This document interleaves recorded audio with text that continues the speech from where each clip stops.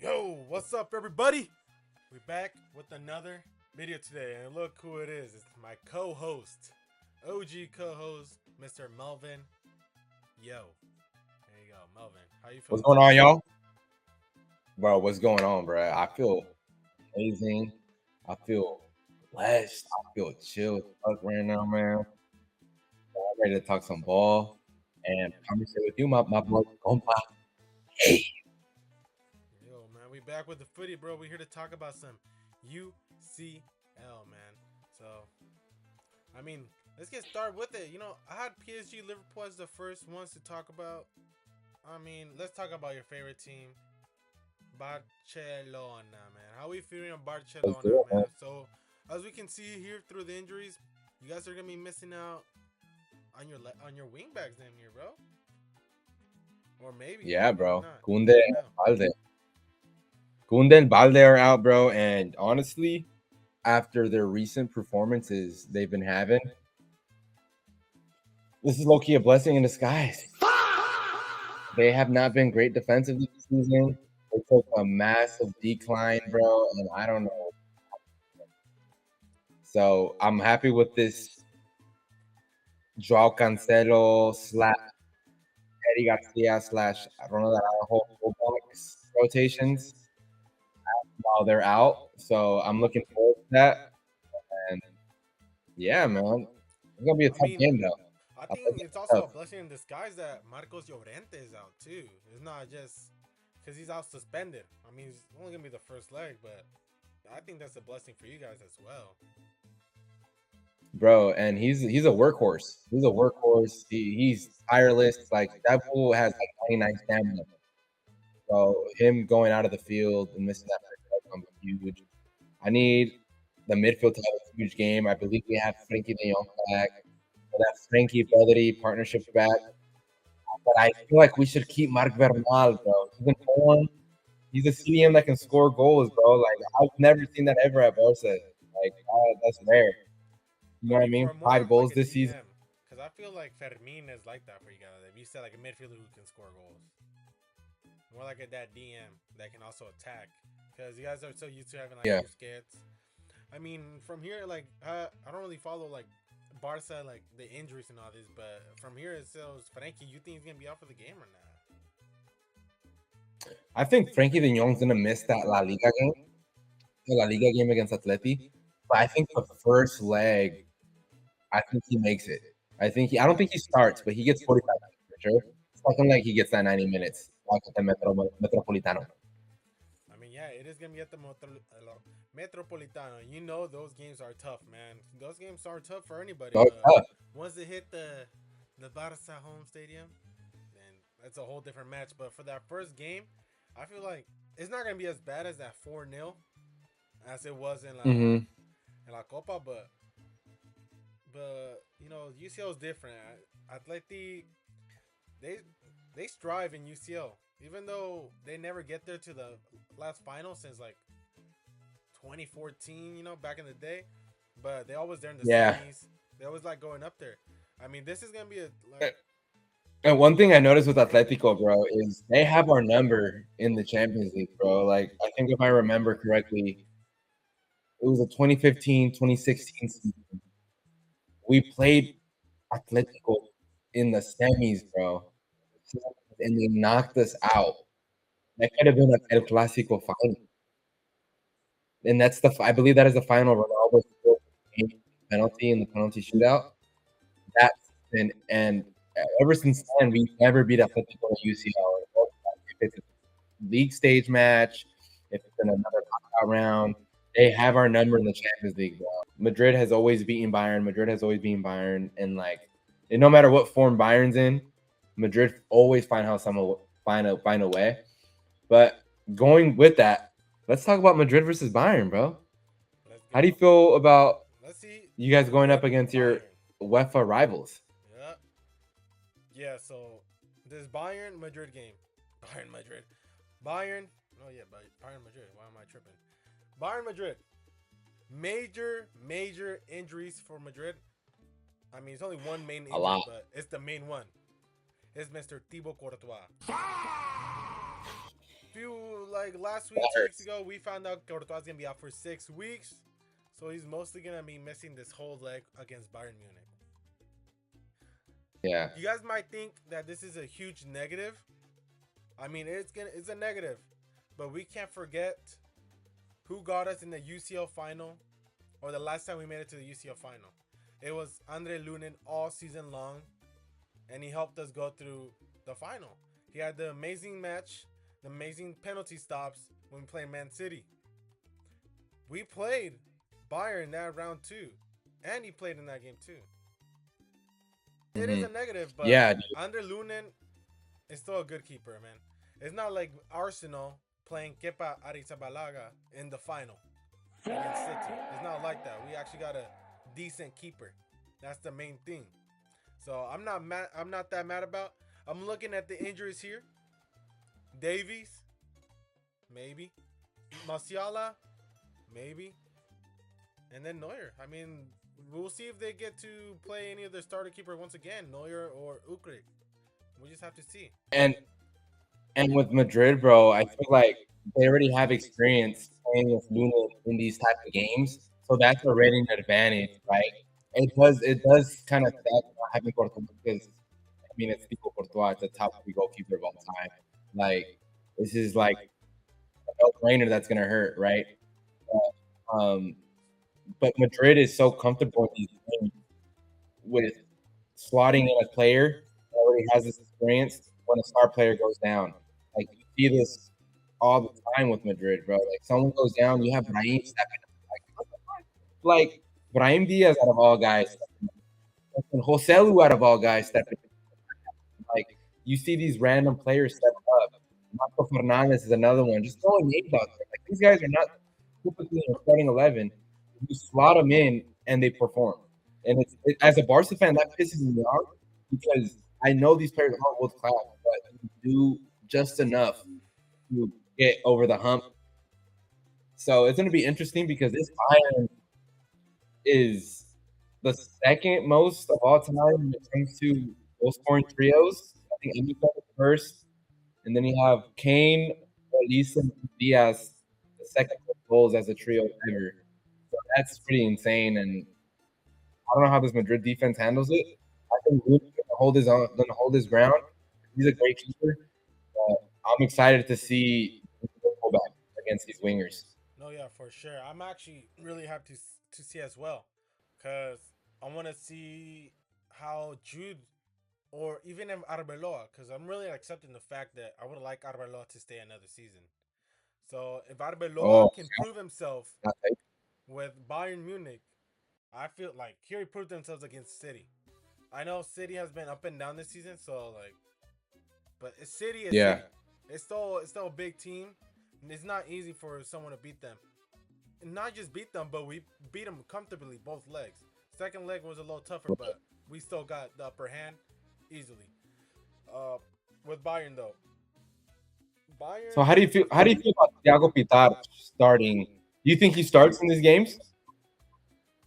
I'm telling you guys right now, to the Madriditas out there, Thiago Pitar is a must start for Madrid for the rest of the season. He is. He has to, just because. Like, there's many people out there. We'll have to shout out some guy named Cesar Rubio. He's a Thiago Pitar hater. We got another guy named Daniel Herrera. He's a Thiago Pitar hater as well. You know what I tell to them? They don't watch ball. They watch FC 26 highlights with people using them. We don't watch that here. We watch real footy. Thiago Pitar is more than just a little techie player who's 18, who's short, nimble. Yeah, he might be short, nimble, just 18 years old, but he's given more balls than Eduardo Camavinga. Mami, Manuel Angel. You guys know who will watch my FM26 series. He's a generational. Not generational. I'm not going to say that. I mean, he's a coming up midfielder who can be a good rotational. He can be a good rotational midfielder for Madrid. He can be a better Dani Ceballos. Because Dani Ceballos is trash. But he had that one season where it was decent. And one thing I like that you mentioned about Eduardo Camavinga, what Thiago Pitar is doing right now, his role, it's not flashy like you said, it's not low, but his duty on the field is what Eduardo Camavinga should have been doing the past 2-3 seasons, but he's always hurt.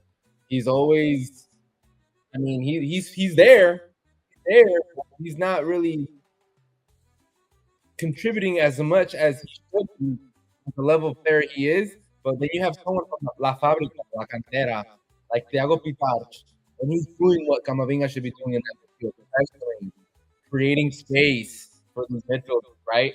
And this is what you see from Thiago Pitarch. And these soccer ratings, the football ratings, they're not going to reward stuff like that. You know, they're going to reward the passes, the filtering balls, assists, goals, etc. But when you pressure as a midfielder, when you press the opposing team and forcing them to make decisions they don't want to take, that's valuable. That's not on the stat sheet a lot. That's more watching the game. So Thiago Pitarch. That's exactly go ahead. Correct.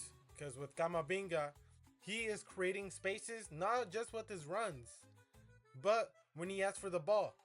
Camavinga don't be asking for the ball. He's just roaming on the left-hand side of the field, waiting for the ball. And the main thing he does is drive. Yes, like I said, I don't know if I said in a video before, but Camavinga, when he's in that halfway mark, that's where he's great.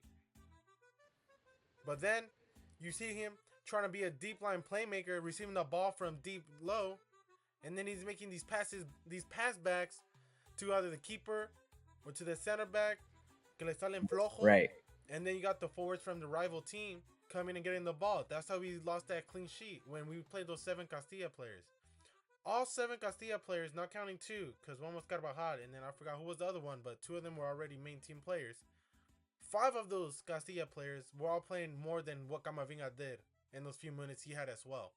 And that's what I'm saying. Thiago Pitarch and Jude, it's going to be different. I believe so. Because Jude, he asks for the ball, but he's more up top. Thiago's more between that 6 and the 10. Jude isn't more in that 10. He's like a little bit higher up. Thiago's moving side to side like a Federico Valverde. What I think Madrid should be doing this next match is have Valverde at the right wing. And then we got Thiago and Jude with Tchouaméni. That should be the perfect midfield for this match, in my personal opinion. And then other than that, that's when you got to start off. Usually, I'm liking Tony Rudiger and Housen. That's how they're playing good together. They played all together in the Man City games. That was amazing. They locked down Haaland, even though Melvin has different thoughts on Haaland. Haaland is the top 9. He is a top 9, even though this 2026 he hasn't done anything. But any other team, right, and you're looking at Haaland, and you're like, oh, we got to match up on him. And they dealt with them. I even liked Trent Alexander-Arnold, how he played against Doku.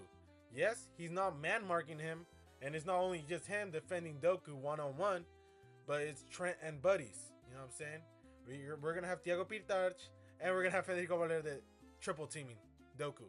And you know what? Doku is not going to do anything about it, because he didn't do nothing in those 2 games. Yes, he was dangerous. He did the dribbles, all that. But then our whole defense is changing up. You guys really have to watch these videos where they talk about Arbeloa tactics and how he completely changed Madrid's mentality.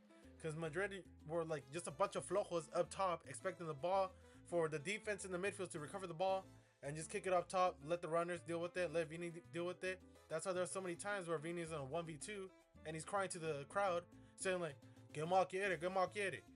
Now we got the whole team moving up with Vini. That's what I like to see. Arbeloa is he's not a tactician, but you know, he's a management coach, and that's what we need. There's so many players at Madrid that are happy right now. They're enjoying footy. If you watch these last interviews, coach interviews, the player interviews, they all look happier than they used to with.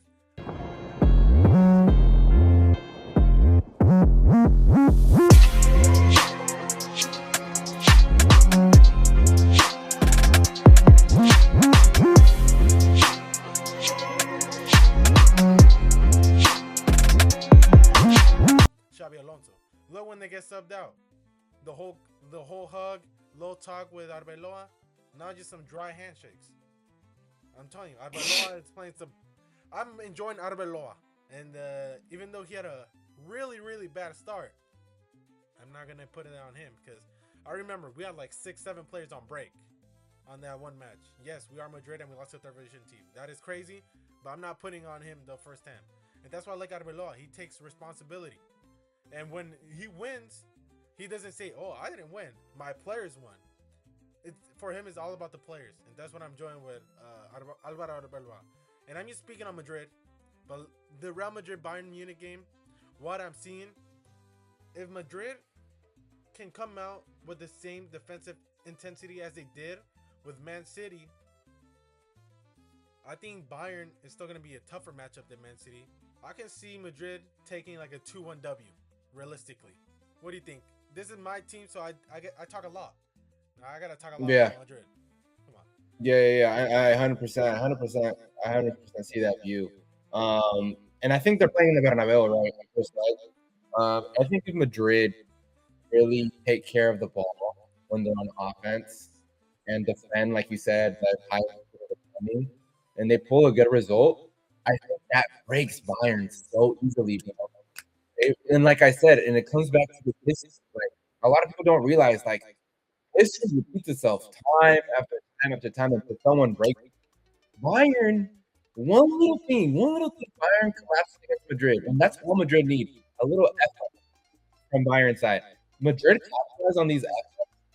It doesn't even matter how Bayern's form is right now. It doesn't matter about all these wins Bayern has, because football is about moments. And if you take advantage of those moments, those where the greatness and the players come out. This is where the greatness comes out. And don't get me wrong, Bayern are the favorites, but you should never count out Real Madrid at no given moment. Like I saw a lot of people say, "Oh, City's gonna beat Madrid," and they're gonna like roll past them. Like, bro, like, these teams have history. Like in the past 5 seasons, City has beat Madrid in like you count all the other ones, Madrid have their number. Like that's like I don't like you need to take all these like in consideration. Like Bayern haven't beat Madrid since 2011 or 2012, sorry. Like and they played each other 4 different series. So I think Bayern are still the candidates because they are stronger, they are in better form. But Madrid have also picked up form. And like you said about Arbeloa, like who manages the players, bro? It's not necessarily a game tactics, a tactics of teams. It's more of managing the players because that's what it kind of reminds me of Zidane. Zidane never had a play style, a tactic. It was more of managing the Marcelos, the Ramos, the Ronaldo, the Bales, managing these guys and letting them play their way. And I feel like that has been there's a pattern in Madrid. When those players get in motion and take advantage of these moments, that's how they win their games and win their championships. And that's how I've seen in recent Clásicos. When Barca have, yes, they control the game, they're managing the game, but one little effort we do, they take advantage of it and everything quickly. That's how I've noticed these games when we lose the Clásico, we mess up. We mess up and they take advantage of it and they take over on Madrid side. We saw that in the June Clásico, the 3-2. One F up from Barca on the back line, Jude scored. Then the long shot happens, boom. And that's how you lose these games. Bro. And I'm hoping Bayern doesn't. As a Madrid, I'm hoping Bayern doesn't fuck up and they come off boom, boom, boom. Because if you catch Madrid, boom, boom, boom, with a couple goals in the beginning, I don't see Madrid climbing back out of it. And I kind of saw this in the PSG game in the Club World Cup. Like you attack Madrid early, it's hard for them to climb back out. But I think it's an exciting time. UCL is all about moments. Like this is a competition where you can play as beautiful as you want. Like Xavi said that one season, he'd rather play beautiful than win games. Like this is not about playing beautiful. This is not about playing beautiful. It's about moments. Because Real Madrid and Bayern, the last time they played in 23-24, Madrid weren't winning those games confidently. But in the moments they had, they took advantage. And that's what it's all about. And this current Madrid is about moments as well. Like when we played with the 5 Castilla players, that was the most beautiful football I've seen. And it's crazy because five of those players are not even part of the starting 26. the like not starting 26, but like the 26 full team players that we have. 5 of those weren't even. They're not even like full squad players, and that's the most beautiful football I've seen. I seen that boy Mommy Right. juking. That boy was juking as a DM. We don't see that from a Chouameni, especially from a Camavinga. I'm selling Camavinga for 80 mil and bringing me Enzo Fernandez, even though his contract is over till 2032. He still got Yeah. 6 more years on that contract, which is crazy.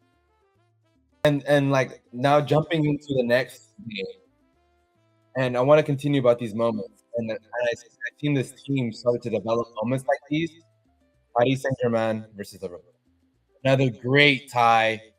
And I feel like who do you think got No, you know away what? with this tie? This I feel like this should be your one because I know you were watching that PSG game against Chelsea and you were enjoying the crap out of that game. So I'll let you. I had my time to talk about Madrid. I'll let you talk about PSG. You have. So PSG is becoming a club in the decade of the 2020s and the 21st century that they're starting to take advantage of those moments, bro. And their player for those moments is Kvicha Kvaratskhelia. We saw it last year in the UCL knockouts. He stepped up against Aston Villa. We saw him step up against Arsenal. Like, this dude is built for the big moments, bro. We also saw it in the UCL final against Inter. He tried to win that game. Like, he's a player that can step up in big moments and completely change the game like that. And that's very, very dangerous when you have him on the left. You have the recent Ballon d'Or winner in Ousmane Dembélé that's starting to pick up form. And he gave a beautiful assist to Kylian Mbappé today against Brazil. That's a different story. It's a different topic, but it was chippy chips in it. But yeah, Ousmane Dembélé, bro, game changer. And I think that midfield already has a lot of great chemistry with Vitinha, John Neves, and Fabian Ruiz. Bro, it's going to be scary, bro. And I think PSG can make another run to the UCL final. And I dare to say they're also candidates. They're top 3 for me, and it'll be foolish to not consider the recent champs to go back to back because Liverpool still have a lot of ground. Don't convince me. They haven't had their moment this season where everything changes. Like, Liverpool's a huge club. Like, they're a massive club, top 5, top 10 club of all time, easily. Like, but they lack that killer player. Moments. I haven't seen that from Ekitike. I think he's had his moments in the Prem where he's back to goal and they win comfortably or they tie. But those moments where Ekitike shows up and the defense doesn't, that's been so consistent for Liverpool this season from August to today. Like, they have their players for their goals, like Szoboszlai, Ekitike showing up, but then their defense ends up bottling. Like, it's not consistent out there at Liverpool, and I truly do is just capitalizing on the first and the second leg and making their way to the semifinals. What do you think? No, yeah. For me, you got it all spot on. PSG, the quality they have on that squad compared to the pulled pork that we got at Liverpool, it's night and day difference. Like, PSG, those are vampires, and then the Liverpool boys are just like little scared 13-year-olds. Like, I'm telling you right now, I'm saying here we go. Liverpool getting destroyed. I see a global score of like an 8-2. Like, and if Liverpool do advance for some reason, it's going to be so embarrassing on Paris for not finishing their chances and opportunities. Because I know they're going to have opportunities. Bro. Like, they're going to have chance after chance. No, for sure, but it's going to be an absolutely, like, it's going to be just annihilation, bro. Like, it's going to be like Doomsday against Superman. Like, the whole city's getting destroyed. Liverpool, they're going to be like, one dance is all it takes. Like, they're going to get destroyed. Like, Liverpool are going to have nothing. Arne Slot is going to be raps. Salah's already out of there. Like, bro, I think Liverpool after this season are going to be completely broken. I see it. Yeah. It's coming already, bro. The dark days are coming, and then you're going to see Xabi Alonso take over the role in the season of 26-27.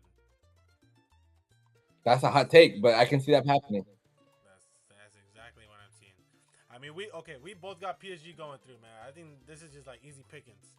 It's just easy pickings, bro. Yeah, absolutely. I mean, and then the last match we got, bro, the rivalry of Victor Gyökeres against his home club, not his home club, the club he was known for the best. And like in the Breakfast Club, bro, give me Arsenal. I mean, squeezing by though, squeezing by. I mean, like Arsenal, I don't even see them as like a great team. Like, in my personal opinion, they play some ugly football. I mean, I'm not out there being all hyped up to watch an Arsenal game, but like we said, like these matches are not even about like playing the most beautiful football. You just need to have those moments and finish them. I mean, we got like Nuno Madueke, he's gonna be out, but we got like the worst two English right wingers of all time playing right now in Madueke and Saka. I don't want to hear Saka being better than Neymar historically. That's why we don't listen to the English media, because they're like brainwashed over there, where they believe that Arsenal is so great. But look, Arsenal are playing amazing in the BPL, but we all seen what happened last season. They didn't win anything, and they were even more hyped up last season. But they did get a lot of signings this year, but you never know. Sporting, they beat your dark horse, bro, in Bodo Glimt. What do you think, bro? Bro, devastating. I was devastated for Bodo Glimt, but it showed me something about Sporting, bro. Sporting can give you 5 goals in a UCL knockout game. That's dangerous. You're automatically a threat if you can score 5+ goals, bro, no matter the opponent in a knockout game. I'm like, and I'm not gonna show Sporting, because Bodo Glimt are playing some great football against some great teams. Like, if you're beating Atletico 3-1, boom. You're beating Man City 2-0, boom. And I forgot who else they beat. They beat another big club. I'm forgetting their name. We gotta look at it. Let's see what they played in the. Who was it? Bro, they're balling, dude. Oh, I found it. I found the team. Inter Milan, bro. They beat them in both legs. Inter. So you beat Atletico Madrid. Inter in 2 legs. Bodo. That's what we're talking about. Yeah. This also shows us how horrible Serie A is, bro. Like, Serie A is actually horrible. Like, this, we're not gonna see how Serie A was like from the start, from the century, like the start of the century. Like, Serie A was at prime, and now they're at worst. I mean, Italy are barely struggling just to make into the World Cup qualification. Like, Italy are down movement, so like, I don't know. I agree. But Sporting, Arsenal, I mean, Sporting, you gotta give it to them. They're playing some good footy, and like, they might surprise. You never know. They might just surprise. And if they surprise, bro, that is the official dark horse of the UCL. That is definitely surprising. You know what I mean? They're out of the top 5 leagues. You're in the semifinals of the biggest competition in club football, bro. And shout out Luis Suarez, the Colombiano, dude, and Francisco Trincao. They're doing a lot of good work up in the offense, dude, and they've been contributing a lot. And I kind of want to see Francisco Trincao at a good club, man. I want to see how he would pan out. He's been balling with Luis Suarez, and he's also been balling with. He used to ball with Toluca current striker Paulinho before he went to Toluca, bro. I'm pretty sure. Oh yeah, bro. Like Trincao with 3 different strikers in 4 different seasons. You have Paulinho for a season before he goes to Toluca. You have Victor Gyökeres for 2 seasons balling out. Now you have Luis Suarez joining from Almeria, putting in a great season, have great stats in the UCL, showing up. So I'm really excited to see Trincao against Arsenal in this quarterfinal. And you know, I like them at Barca. I really did, but I feel like we sold them a little bit too early. But you know, business is business. You can't interfere with it. So yeah, Sporting has a great squad. I like the defense. Gonçalo Inácio.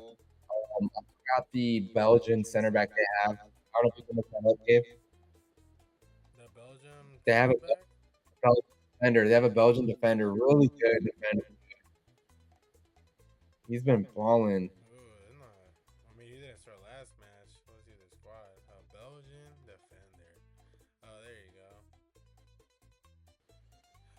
Um, Zeno Zeno de Bas. Zeno de best. Yeah, he had a great second leg, bro. He balled out, and I think he's gonna be playing for Belgium this year in the World Cup. But yeah, man, I like sport playing really good. Between those two, who would Barca rather play? I mean, I think it's easy, but It would be Sporting, obviously, because at an like I'm not gonna discredit Arsenal because at an instant they can have a couple steps. You're down 2-0, bro. Like it's like that, you know what I mean? Like I can't count out Arsenal because as ugly as they play, they can still create chances off set pieces and they draw a lot of fouls, bro. So you just got to be careful and against a team like Arsenal if we advance it. like to be realistic, these are the predictions. Pretty sure just from what you're thinking, from what I'm seeing that you are thinking, it's gonna be PSG Madrid for you in the on the left hand side. Yeah, PSG Madrid. PSG Madrid on the right side. I'm pretty sure it's gonna be Barca, Arsenal. Barca. Yeah, yeah. I mean, hopefully Arsenal don't blow it. I mean, I'd rather play Arsenal. But then if it's an Arsenal Madrid, I can't lie. If it's a final, if I had to choose a final between Barca and Arsenal, I'm more scared of Arsenal than I am from Barca. To keep it a stack, just from the PTSD I have from last year. That's true. I mean, in the UCL, yeah. I mean, Arsenal, they stepped up, bro. Like I said, like that's how you eliminate Madrid, bro. You off the gun, you start feeding them hella goals. Done. Yeah, That's what Bayern needs to do. Like I said, Bayern to come off the jump, gun blazing, 2 goals to half. Madrid can head out, bro. I don't see them doing anything in the Allianz. and wow. But if you just Madrid lurking in the game, bro, like they're gonna win. I mean, if it's Barca Madrid, the Clásico on May 10th on the Mother's Day. That's where we're gonna be seeing the preview of the UCL final if it happens, because the semis are April 10 and May 5th. So the semis happens before the Clásico en La Liga. Damn. So that would be a real preview. That would be a real preview, and it would be in the Camp Nou. And again, we'll probably define the league. I mean, hopefully we get to see a Mami masterclass, a Thiago masterclass, Dean Housen, the greatest center back at the height of a 6'5" who is Spanish. Dude, off topic, I need to see Dean Housen and Kubasi start a game for Spain, bro. I mean, Like, stop that Fuente. offensive. We gotta see. Let's see. But yeah, man, this is exciting. Oh, yeah. I mean, here you guys go, man. Those are our thoughts, opinions, and concerns on the UCL of 2026. We got Bayern Madrid, PSG Liverpool, Barca Atleti, and Sporting and Arsenal. You guys let me know in the comments down below. Who do you guys have going the next round? And give us another comment at who do you think is gonna be taking it off. I mean, it's good to have the co-host back. Y'all let me know. Hell yeah, man. More future videos, but that's where we're gonna catch it for you guys. And I don't know, man. You wanna say one last few words on your little comeback? Hey, man. Thank you for having me back, man. You know, hopefully we can have a little bit more videos like this in the future. Now that the World Cup's coming back soon. But everybody got to be tuning in these UCL games, man. These last stretch of the season of European football, this is where the magic happens, bro. Where the legends are made. This is where the moments are remembered for years to come. When people talk about it, bro, remember when this happened? That's important for this man's legacy. Like, these are the months where legacies are made for players, man. So I want to be in the most present way possible to watch the games, make time for it, and enjoy it at the end of the day, bro. And I'll let you guys know this in advance. If we can get heads, if it's Barca Madrid in the final of the UCL, just know I'm doing a live reaction with heads, bro. We're gonna do a whole group reaction not just me and Melvin. We're gonna be getting Barca and Madrid fans watching the game there live for you guys. So hopefully that happens, and if it does, there you go, man. That's a live stream, 1,000 viewers minimum. Even cap. Has to be. I mean, let's hope the best for Madrid. I'm not gonna hope the best for Barca, but best for Madrid to reach the UCL final. If you want to wish the best for your club, then go for it. I wish the best for my Football Club Barcelona. I wish the best for Real Madrid, que se concreta la final de la Champions el 29 de mayo. A ver, tío. There you go, man. Thank you guys for watching, man. We'll catch you guys in the next video. See ya, boys.